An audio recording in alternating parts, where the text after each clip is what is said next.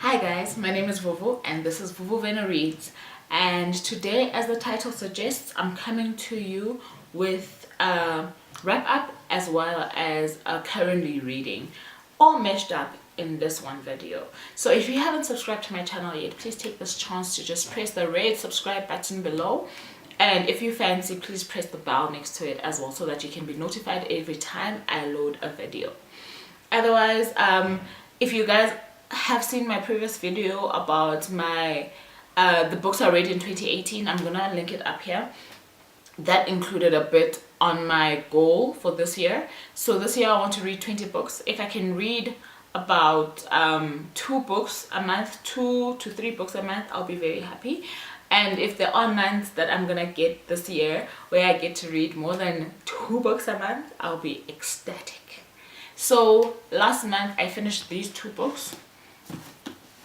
The Autobiography of Malcolm X as told by Alex Haley. I'm gonna do a video on this specific book as a discussion. It's not really gonna be a review, just to collect my thoughts and just to chat with you guys about the feels I went through while reading this book, because this book took me a long time to read. It took me a very long time to read.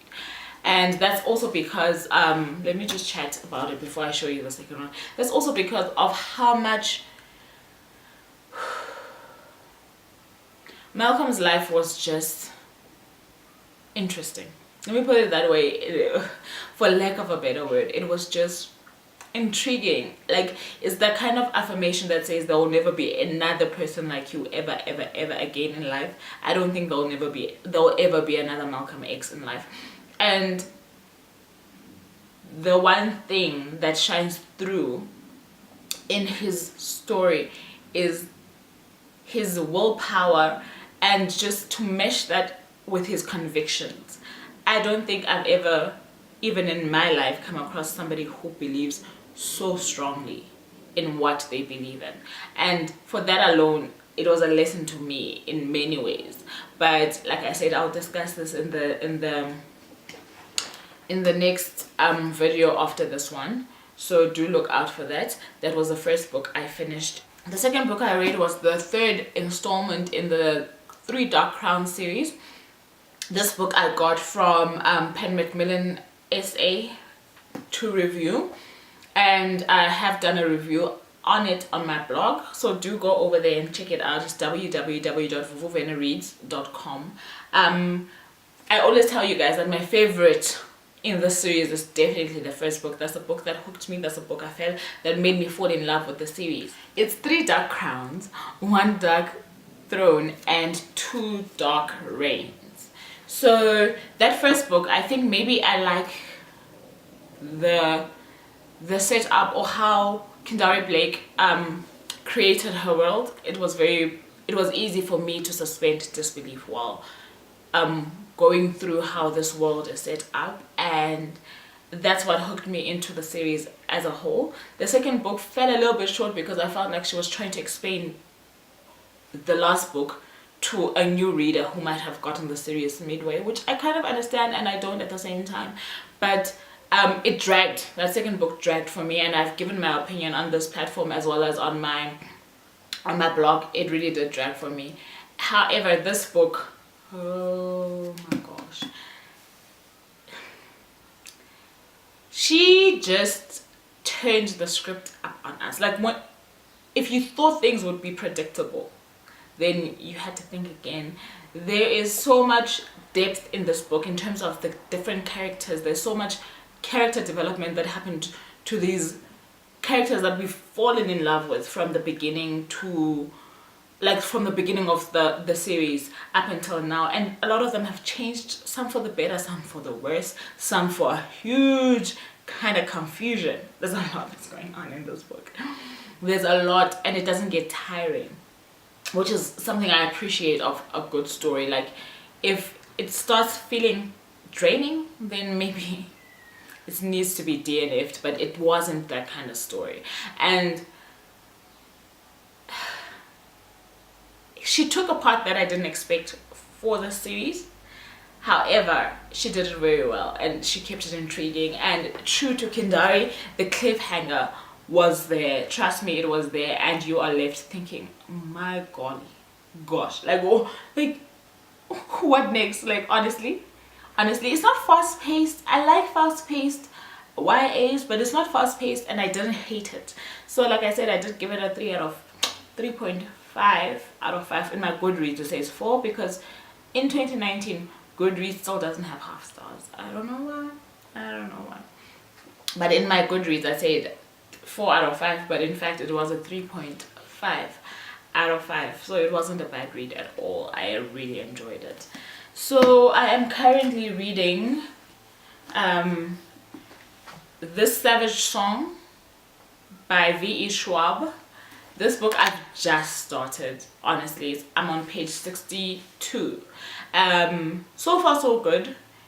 It's the start, so I will give room for the pace. Like I said, I like a fast-paced YA, but the pace is kind of slow, and I kind of get it. Like, they kind of trying to set the scene for me. We can't, it's not an action movie. Do you get what I'm trying to say? We can't get in there guns blazing and already know what's going on. So I don't really mind, but I do kind of mind. You know, I'm hoping that by the time I get to 100 pages, if you guys know me, 100 pages is where I assess out whether or not I'm gonna like a book. Not necessarily if I'm gonna finish it, because I do finish books that I don't like, but I'm sure by the time, I'm hoping by the time that I get to 100 pages, the pace will then pick up. I hope I'm not reading it with the expectation that BookTube and Bookstagram put on this book. I really hope I'm not doing that, because if I am, then I'm really not being fair to the author. I hope that's not the case, but I will soldier on. I will finish it. I will finish the second book as well. So far, this is what I'm reading. I'm really hoping I can read the second book within this month, because that would be great. Then I would have to put the series aside, done and dusted. Well, duology, but either way, done and dusted. I really love putting a series to bed. I really do. It fulfills me. Even though I know that by the time I finish it, it probably cause me some heartache, but if I know that there's only 2 books in this duology and I can read both of them and tick them off my list, then I'll be very happy. So this is what I'm currently reading. I'm sure you guys have heard of this book. I've mentioned it in my book haul on Instagram TV. So if you don't follow me on Instagram, please do so. My Instagram is up here somewhere. So if, yeah, on IGTV I mentioned what the synopsis or the back of that book, of this book, talks about. Basically, it sounds like it's a tale of tolerance that I always say this about fiction, guys, that is transferable into reality. What YA does is that it helps us not to introspect so deeply that we don't see ourselves. Well, we see ourselves in the story to some degree, but it allows us that kind of distance, right? To not judge ourselves. But then when you're done taking in the whole work, you are meant to be able to take it and apply it into reality. That's art, that's fiction, that's what the power lies in that. So I really don't understand why you wouldn't allow yourself to think outside of your world, to help you reevaluate the world that you actually live in. So I do believe it is a story of tolerance. It is a story of coexisting. It is a story of showing up, as in showing each other up. So I'm sure the monsters and the human beings all have flaws, like maybe in equal measure even. So I can't wait to dig in and see what it's about. Sorry guys, I have learned to take off the sleeves of my hardcovers, because in the past yours truly has caused a mess. So this here is the book that I'm currently focused on. I'm loving it so much, you guys. I can't tell you just how much I'm loving it, and I'm almost halfway through it. I am on page 191. This is what it looks like without the cover. Don't mind me, because I touched it with oily hands, dirty hands, God knows what else, and I don't know why I did that. But this is Becoming by Michelle Obama, and so far it has been everything and more that I had hoped this book would be. You know, going in, I say to myself, I have both of Obama's books, Barack Obama's books, but I haven't read them yet. And I said, should I read Barack's books before I read Michelle's books? But because this is my fear, I'm not somebody who buys into hype a lot, so sometimes I get very disappointed with what people hype up. At the very same time, when it comes to books, I don't, if there is like a loud hype as there is with this book, I don't want to in error read spoilers if I can actually read the book, if you get what I'm trying to say, if I intend to read the book anyway. So as a first lady of the US, everybody found something that they liked about her, whether it was when she was speaking at public events or how she was dressed or how she carried herself. So from her personality, I already knew that this was something that I would be keen on listening to. And then I listened to reading, sorry, not listening to. Then I listened to some podcasts from the opera, I think it's Sunday Soul Sessions, where she spoke to Michelle Obama on the specific book, and some of the things that they highlighted in those podcasts, because it was a two-part podcast. Oh wow, because it was a two-part podcast. It confirmed it for me that it's a book I would want to read. You don't know the work I've put in to avoid any commentary on this book, but here I am giving you just a few thoughts, and those thoughts are brilliantly written. She's a beautiful storyteller. She can tell a story. Do you hear what I'm trying to say? And the best of her story so far is her love story with Barack. I love how she has narrated that story. It's a story that I think their daughters, their daughters will carry in their hearts forever. It's a story that I think as they grow up will be a measuring stick for them in their relationships. It's a beautiful story. It's the kind of things that rom-coms are made of. You know, it's the kind of things that it's a fairy tale story. Like, wow, it's almost as if they are each other's missing puzzle pieces. It makes sense. It's a relationship that makes sense, and how she talks about it, and how she talks about Barack. This is love, man, guys, and it's beautiful to watch. It's beautiful to see, and it's beautiful to have a visual representation of a love between two people that can stick through almost anything, while both those people still strive to be themselves, you know, to be independent, to be their own individuals.